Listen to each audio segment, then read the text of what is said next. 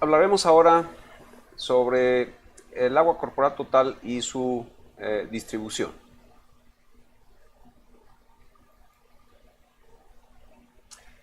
Bien, sabemos que la mayor parte de nuestro peso es agua eh, y se estima el agua corporal total eh, para el caso de los hombres como el 60% del peso corporal y para las mujeres el 50% del peso corporal.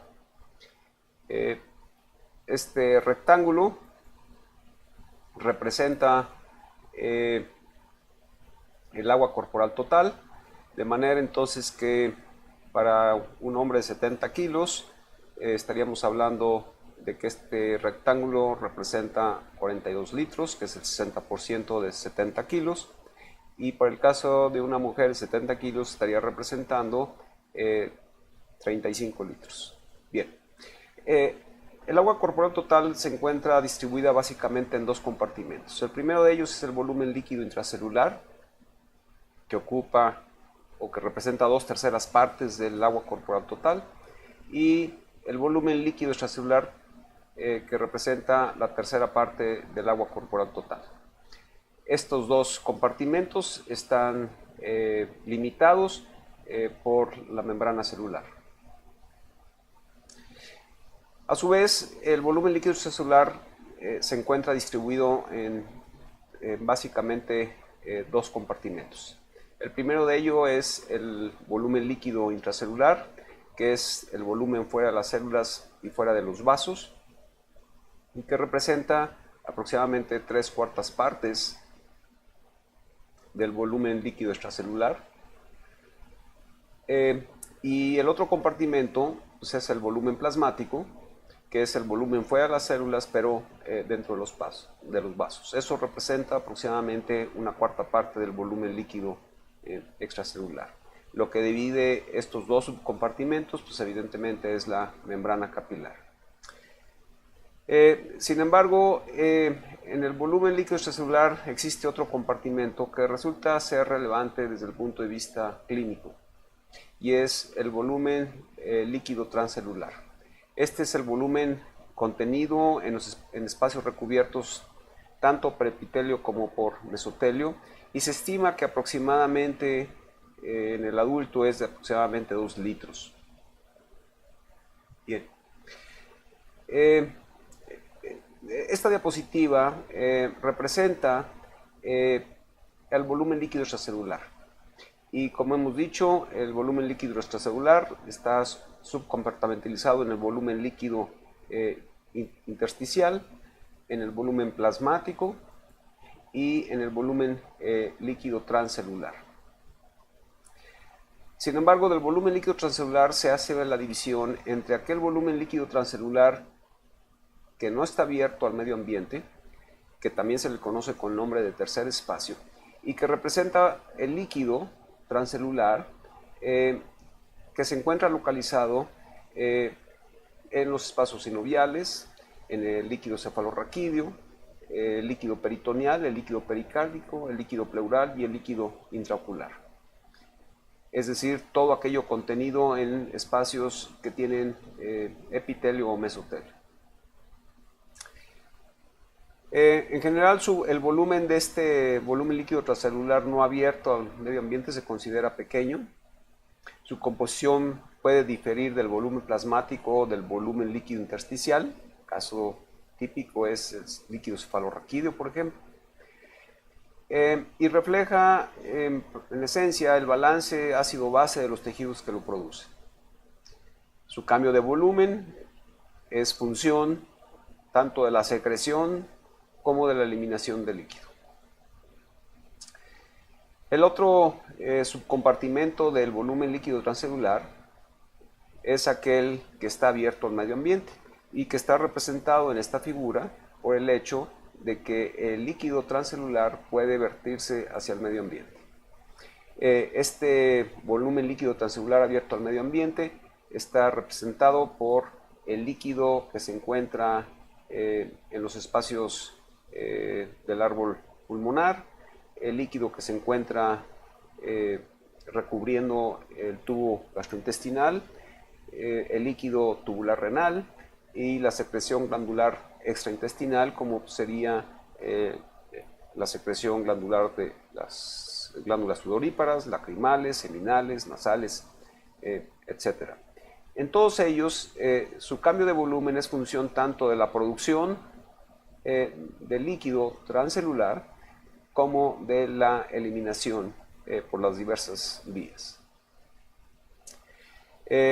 Al igual que en el caso del volumen líquido transcelular no abierto al medio ambiente, la composición del que sí está abierto al medio ambiente también puede diferir, y resulta que es importante este volumen líquido transcelular abierto al medio ambiente porque la pérdida del balance entre su producción y su eliminación conduce a trastornos del equilibrio ácido-base e hidroelectrolítico. Bien. Ok. Si asumimos entonces que el agua corporal total representa el 60% del peso corporal, entonces para un individuo que tuviera 42 litros de agua corporal total, 28 litros, es decir, 2/3 partes estarían en el volumen líquido intracelular y 1/3 parte estaría en el volumen líquido extracelular. La tercera parte de 42 son 14 litros. A su vez, el volumen líquido extracelular, de estos 14 litros, que es el volumen líquido celular, 3/4 partes estarían en el intracelular y 1/4 parte en el volumen plasmático. ¿Cómo se miden los espacios líquidos corporales? Bueno, para ello se hace uso del principio de dilución, que dice que se puede estimar el volumen en el que está diluido una cantidad de soluto, sabiendo la cantidad de soluto o la masa de soluto dividido entre la concentración del soluto. Es experiencia común para todos que si nosotros tenemos un vaso con agua y dejamos caer una gota de tinta, esta tinta al caer al líquido difundirá y eventualmente llegará al equilibrio, lo cual significa que en cualquier punto de esa solución la concentración de la tinta será esencialmente la misma.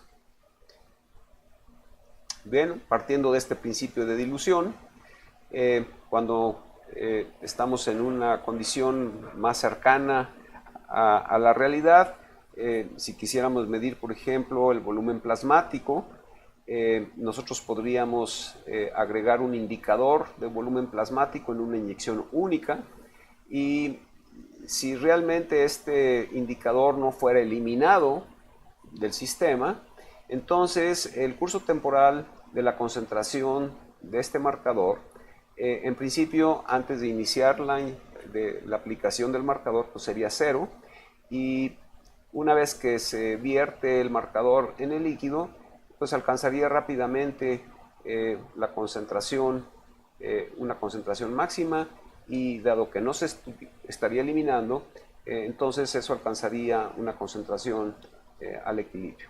De manera entonces que si queremos definir cuál será el volumen de distribución de este marcador, pues lo que necesitamos saber es la cantidad de marcador que estamos introduciendo al sistema, dividiéndolo entre la concentración al equilibrio una vez que ha alcanzado dicha concentración. Sin embargo, la mayor parte de las sustancias que circulan en el plasma resultan ser eliminadas, por no decir que prácticamente todas. Cuando eso así sucede, entonces la manera de estimar el volumen de distribución de un marcador parte del principio de que si uno infunde constantemente el marcador a una tasa similar a la que se elimina, entonces la evolución de la concentración del marcador en el plasma sería aproximadamente la siguiente. Antes de poner el indicador, la concentración del marcador sería 0. Y una vez que se aplica el marcador, entonces la concentración en plasma de este marcador no subiría tan rápidamente como en el caso anterior en el cual no se elimina, sino que subiría más lentamente, pero llegaría un momento en el que se alcanzaría una concentración de equilibrio. Bien, bajo esa circunstancia, entonces para calcular el volumen de distribución, lo que necesitamos es saber la cantidad inyectada del marcador, la cantidad eliminada del marcador. Estas dos cantidades se restan y ellas se dividen entre la concentración que se alcanza al equilibrio. Para ello entonces es menester conocer la cantidad eliminada desde el momento en que se inició la inyección y segundo, conocer las rutas de eliminación. Esto no siempre es fácil, identificar las rutas de eliminación, pero el principio básico es en esencia el utilizar el principio de dilución para medir los volúmenes líquidos corporales. Bien, ¿qué características debe poseer una sustancia para servir como indicador o marcador del volumen de un espacio líquido corporal? Pues básicamente son las siguientes. Primero, que sea una sustancia inerte, lo cual significa que no induzca ninguna respuesta fisiológica en el individuo en el que se aplica. Segundo, que tenga una difusibilidad selectiva, quizás esta sea la característica más importante. Tercero, que idealmente no sea metabolizado. Cuarto, que de ser eliminado, sea eliminado lentamente del organismo por excreción y o metabolismo. Y la quinta propiedad, muy importante, que se pueda cuantificar con precisión en la sangre. ¿Por qué? Porque los indicadores que se utilizan para medir los espacios líquidos corporales en general se introducen al sistema por la vía intravenosa. Y por lo tanto es menester poder medir con precisión su concentración en la sangre. Bien, ya decíamos entonces que la propiedad de difusibilidad selectiva resulta ser la más importante en este sentido. Así las cosas, entonces, nosotros podemos medir algunos espacios líquidos corporales y medirlos directamente, mientras que otros espacios pueden ser calculados o estimados. Bien, ¿qué espacios puedo medir directamente? El agua corporal total. Para ello necesito utilizar un indicador que al ser introducido por vía endovenosa traspase la barrera capilar y traspase la barrera celular. Los indicadores útiles en ese sentido podrían ser la urea, un isótopo no radiactivo del agua que se llama óxido de deuterio o un isótopo radiactivo del agua que se conoce como agua tritiada. Insisto, las características es que difundan a través de las membranas celulares, tanto capilares como directamente de las células, que no se una a proteínas plasmáticas y que no se metabolice, excepto en el caso de la urea. Bien, otro volumen que podemos medir es el volumen líquido extracelular. Para ello esperaríamos, insisto, que tenga como características de difusibilidad selectiva el hecho de que al ser introducido en el espacio sanguíneo,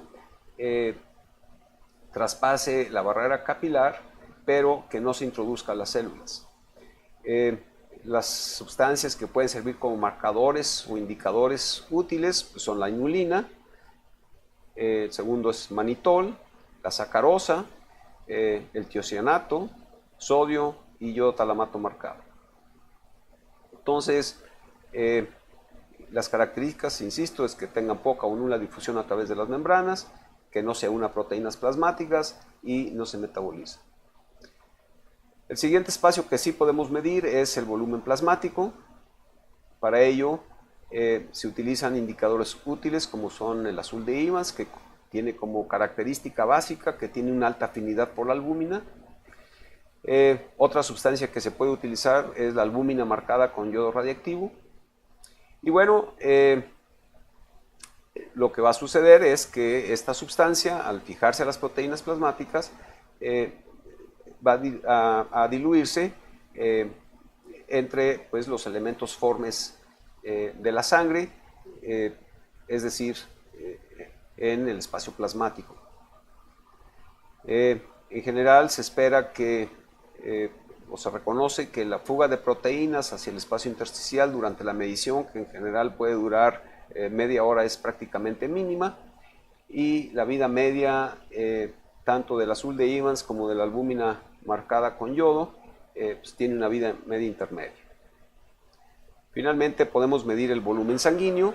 Para ello tenemos como indicador útil a los eritrocitos marcados, ya sea con cromo 51, con fósforo 32 o fierro 59.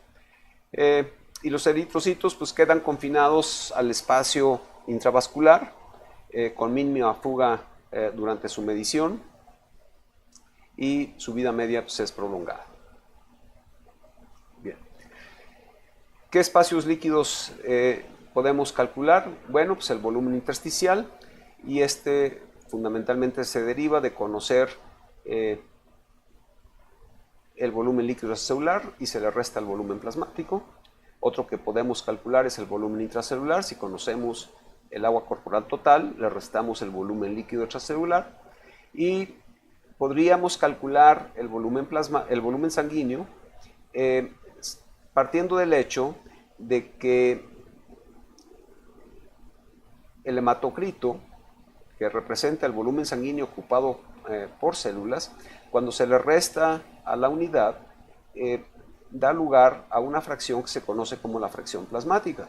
De manera que si conocemos el volumen plasmático y lo dividimos entre la fracción plasmática, eso nos permite tener o poder calcular el volumen sanguíneo.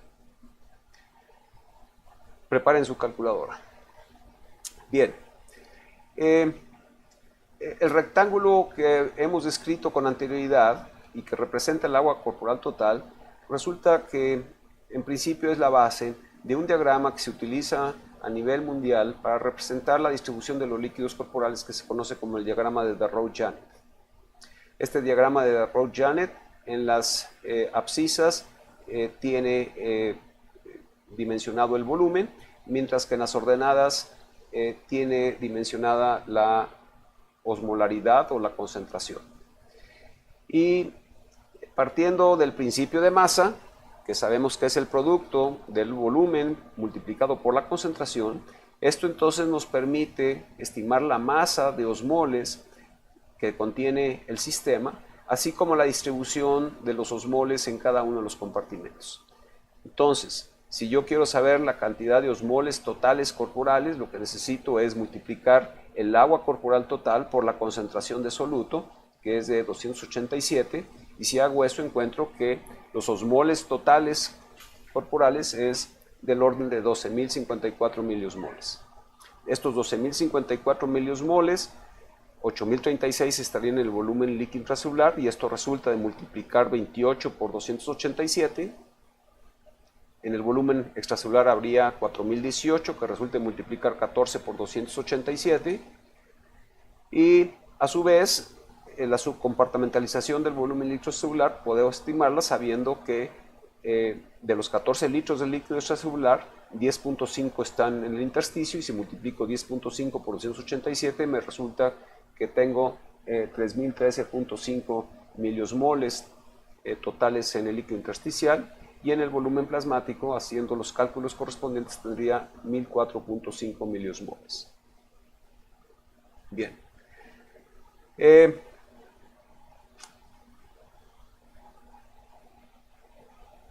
Los determinantes fundamentales del volumen líquido extracelular y del volumen líquido celular pues es el contenido de solutos. Para el caso del volumen líquido celular, el ion fundamental que determina su volumen es el sodio corporal, mientras que para el volumen líquido intracelular es el potasio. Es evidente de esta figura que la masa de potasio que contiene el cuerpo debe ser sustancialmente mayor que la masa de sodio que contiene el cuerpo. Bien. Nosotros sabemos que el volumen líquido extracelular tiene un alto contenido de sodio con su anión correspondiente, y el volumen líquido celular tiene un alto contenido de potasio con sus aniones correspondientes. Este contenido da lugar, en función del volumen en el que está distribuido, a una cierta concentración, y las diferencias de concentración de sodio y potasio a cada lado de la membrana celular, pues es mantenida a través de esta bomba, que es la bomba sodio-potasio ATPase. Bien. Resulta que del sodio corporal total, 98% entonces está distribuido en el volumen líquido celular y un 2% en el intracelular. Del potasio corporal total, el 98% está dentro de las células y el 2% fuera de las células, es decir, en el volumen líquido celular. Y para el caso del cloro, el 90% es extracelular y un 10% es intracelular. Cabe hacer mención que del sodio, potasio y cloro corporal, no todo el contenido de ellos está disponible para ser intercambiado por el sistema. Para el caso del sodio, consideramos que solamente el 70% del sodio corporal total es intercambiable. Para el caso del potasio, sería aproximadamente el 90% del potasio corporal es intercambiable, y para el caso del cloro, aproximadamente el 94% del cloro total corporal sería intercambiable. Cabe decir que, por ejemplo, en el caso del sodio, el 30% que no es intercambiable, pues esencialmente se encuentra fijo a hueso.